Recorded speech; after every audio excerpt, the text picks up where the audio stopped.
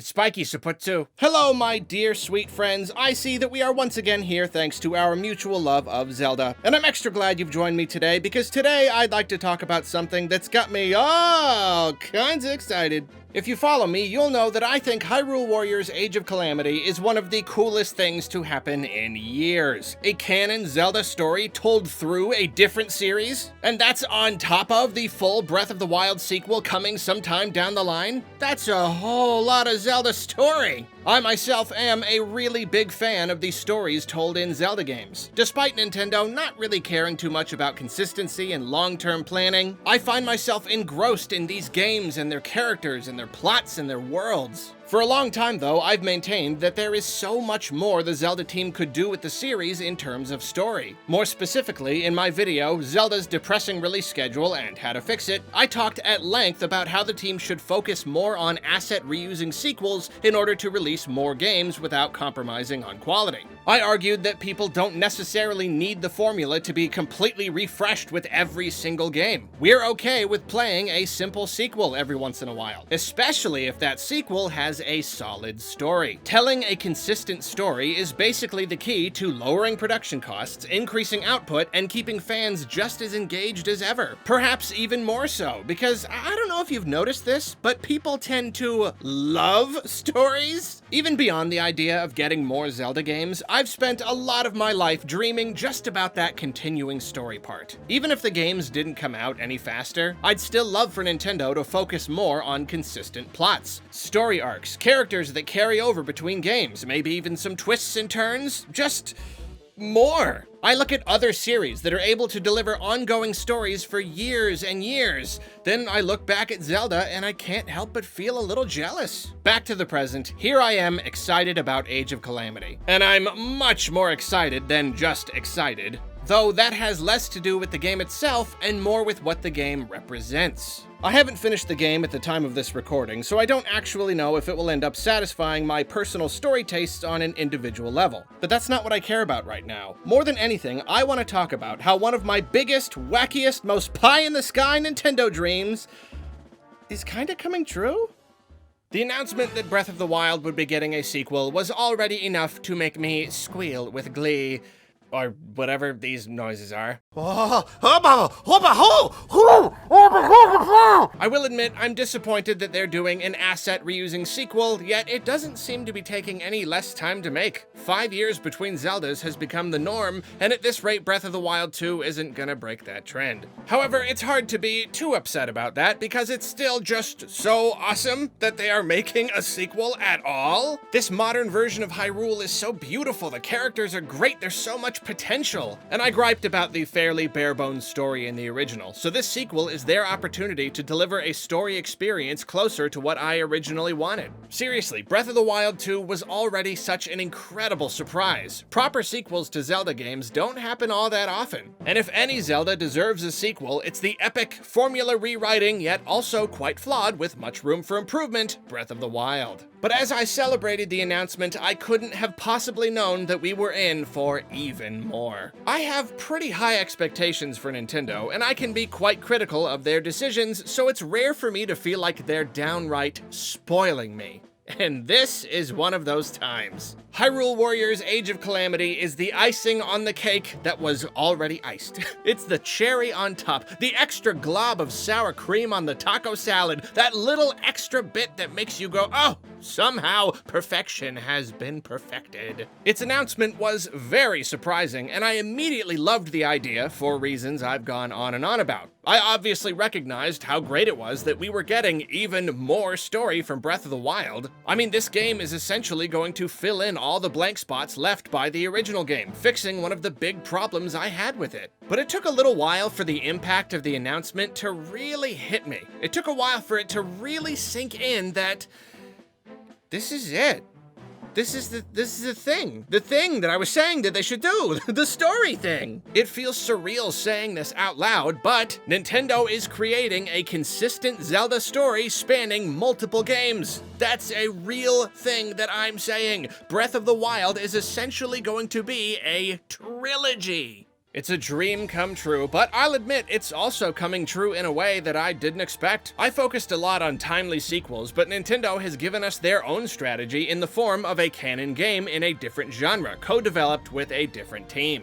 In retrospect, it's a perfect idea, which makes it even more amazing that no one thought of it. The Warriors' style perfectly fits with the events that preceded Breath of the Wild. It was a giant war with tons of battles and tons of baddies and all sorts of crazy tactical scenarios. While I do wish Breath of the Wild 2 wasn't taking so long, as I said, this genre-hopping idea really does help bridge the gap between titles. Sure, narratively, it's slightly awkward to release a trilogy out of order, but it fits within this specific context. I did want to have more backstory in Breath of the Wild, but the entirety of the events as depicted in Age of Calamity probably would have been too much. I'm glad I got to play Breath of the Wild with some sense of mystery going in. And I don't know how much stuff, if any, will carry over from Age of Calamity all the way to Breath of the Wild 2, but you can bet that now I'm somehow even more excited to play that when it finally comes out. Because when a story is handled correctly, each entry in a series will make the following one even more exciting. And that's what I've been trying to say this whole time. The more time we spend with a world and its characters, the more we connect with them. And the more connected we are, the more excited we are to see them in later entries. If I was already over the moon for Breath of the Wild 2, Age of Calamity is making me over something higher than the moon. Mars? I don't know. Whatever. Nintendo is making a Breath of the Wild trilogy and I just can't get over it. And as I said earlier, at this point, I'm not quite as concerned with the story specifics we end up getting. I do certainly hope that by the end of this trilogy, I'm satisfied with the story, because I'll admit I'm a little hard to satisfy sometimes. I look at other game series and I see what Zelda could be, and I want it to be that. But even if it all ends and I'm left wanting, I will never downplay the fact that this was a thing that happened at all. Nintendo at least made an effort to turn Zelda into an even more incredible storytelling experience.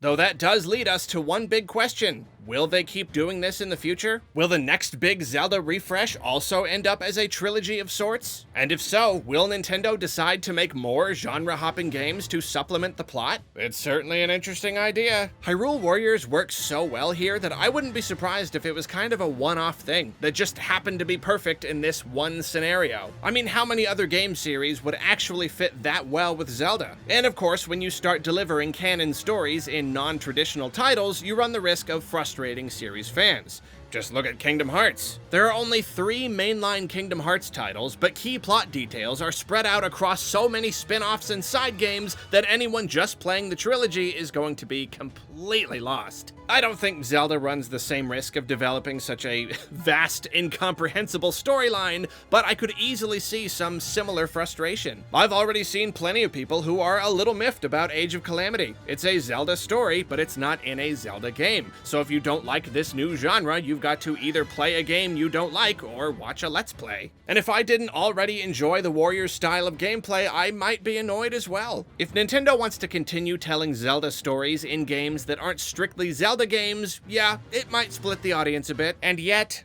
I find myself fascinated by the idea. I might be singing a different tune if they make the 4th Breath of the Wild game a complicated JRPG or a realistic racing sim or something, but right now, I love the idea of expanding the story in even more unexpected ways. What if we could get all sorts of story bits from all sorts of different genres? What if side characters got their own entire games, sometimes with wildly different art styles? What if a future Zelda story finally spawns that Zelda chic spin-off we've been waiting for? And what if it also brings back Malon and gives her a cute little chibi-style farming sim? Or how about a treasure hunting game starring Dampé? Even if a game doesn't fit narratively into a story arc, it can still take place within the same world and capitalize on our attachment to that world and its characters. I know, I'm getting a little wacky here, but you know how I am. Nintendo opens one little door, and suddenly I'm exploring the extreme ends of where that door might possibly lead. The same happened with Cadence of Hyrule. That game made me wonder what other properties Nintendo might lend out to indie devs for crossover purposes. And now I'm imagining a world where countless Zelda spin-offs supplement mainline games in order to tell an epic series of ongoing stories. And yeah, I might be jumping the gun a little. I would say my biggest worry worry at the moment is that Nintendo is focusing so hard on delivering this one story that they're not looking at the long term like I am. I'm sure to some extent they plan for the future, but when it comes to some of their series, it feels like they kind of fly by the seat of their pants. Oftentimes, Zelda games only take so long to develop because the teams spend a ton of time trying to figure out what they even want to do. Lots of other Nintendo series stall for years and years because no one's got a clear idea of what should be done with them. Then when a series finally does get an entry, the team finishes and just steps away from it, and they're done for another who knows how long. This is very much at odds with how my brain works. The subject of what I would do if I ran Nintendo is a gargantuan one that will someday get its own video, a video which will no doubt make a lot of people quite mad, but very basically, I don't like to fly by the seat of my pants, or anyone's pants for that matter. I want a plan. I want structure. If I'm in control of a beloved series, I want to come up with a long-term strategy for that series. I want to know where it's going and how long it's going to take to get there. If I'm turning Breath of the Wild into a 3-part story, you bet your bippy I'm thinking about future stories and how those can be told across multiple games. I know it's not as simple as saying, let's make these 6 games, 3 of which are in different genres by different developers. Go! There's a lot that can go wrong and a lot that has to go exactly right. But if I were in charge, it would at the very least be on the table and constantly discussed. All this multi-game arc and co-developed spin-off stuff would be built into the overall plan moving forward. For all I know, Nintendo is looking at Zelda the exact same way I would be, and these recent decisions all stem from a new initiative to tell more stories with Zelda. Or this could all stem only from a decision to expand this one specific story, and the future is anyone's guess. My fingers are firmly crossed that it's the former, but no one can really know for sure. Whatever happens in the future, though, wherever the Zelda series goes with its story, whether or not Nintendo supplements those stories with other formulas and studios, I can at least be happy that at present, anything is possible. Whether or not they decide to walk further through the door they opened, that door is currently there. And until they prove otherwise, I'm going to stay optimistic and say that this could be the beginning of something big. This could be the start of a new era of Zelda stories, just as Breath of the Wild marked a new era of Zelda gameplay. As I talked about in my other video, the Zelda universe is ready for a big change. Breath of the Wild opened up new possibilities, but it also had such a grand scope that it will be hard to top when the time comes for the next refresh. Trying to top it with new gameplay mechanics alone will be hard, but an interesting new story would help considerably. It don't need to be the freshest, most wildly new Zelda ever, as long as the plot and feel are interesting enough. And follow-up games don't have to work nearly as hard as long as they just tell us what happens next. I mean, look at Twilight Princess. It's technically a standalone game, so this isn't the most perfect comparison, but I think it still offers a good illustration. It uses a post-Ocarina of Time Hyrule, so it's already familiar. The world is covered in ghostly twilight and spooky creatures. Link turns into a wolf. You can fight on horseback. The plot's got all these fun twists and turns. The game doesn't have that strong of a mechanical identity. Majora's Mask has got the time loop. Wind Waker's got the ocean. Skyward Sword's got the motion controls. Breath of the Wild's got the massive open world. But Twilight Princess doesn't hinge on any one selling point like that. And yet it was still a massive success. Plenty of people are more critical nowadays, but there are still millions and millions of people who adore the game, simply because the story was good and it was just cool. It was really just Ocarina of Time 3, and that was still great. Maybe that's a little tangential, but the overall point is, story means something. And considering that, Nintendo's got a great opportunity here. With the Breath of the Wild trilogy of stories, they're laying the groundwork for something very big. Even if they don't end up putting out a canon Zelda story every 1 or 2 years or something, and even if they still need to take 5 years between mainline entries, this at least shows us the potential the series has got. Focusing on one location and one cast of characters for 3 games is something that Nintendo has never done with Zelda before. And I think that is very exciting. Am I making a mountain out of a molehill? Getting my hopes up so high that Nintendo can't possibly satisfy me no matter what they do? Probably. But if you're also unreasonably excited about this whole thing, let me know down in the comments. More importantly than anything though, and I mean it, more important than anything, I want you to brainstorm Zelda spin-off ideas. Make them one-off stories. Place them within the pre-existing timeline. Craft your own trilogies. Whatever, just have some fun with it. This is your creative writing assignment for the day. Only one rule, though. No Tingle stories. I'm serious.